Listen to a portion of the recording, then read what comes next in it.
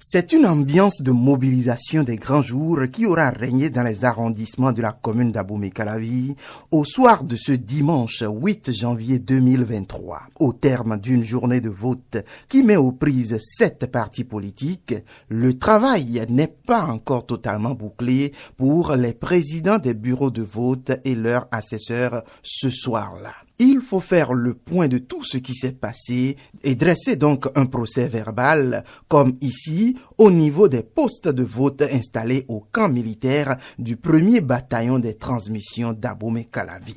On coche point par point les résultats d'après dépouillement sous l'œil vigilant de quelques représentants de partis politiques et autres citoyens curieux. Une fois ce travail accompli, le convoyage du matériel électoral après dépouillement est enclenché en direction des arrondissements où tout ceci va être centralisé dans des cantines et renvoyé à la Sénat.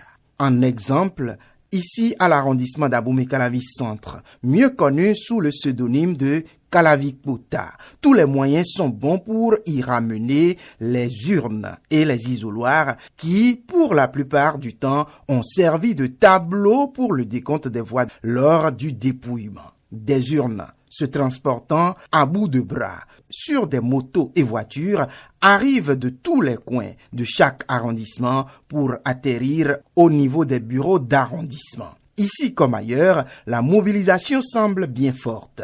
Les urnes posées à même le sol dans des files qui s'allongent interminables. Les tableaux de dépouillement circonstanciels ne sont pas du reste. Dans les rangs, on s'impatiente. Pendant ce temps, de petits groupes se forment, discutant par-ci, par-là.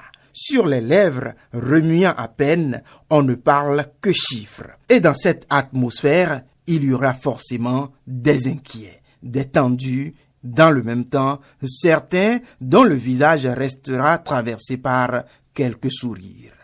À tout point de vue, pour ce soir-là, la nuit s'annonce bien longue, mais à la fin, chacun aura rendu un service à sa nation, celui d'avoir permis, dans la paix, la tranquillité et même dans la joie, de faire avancer une fois encore la démocratie béninoise.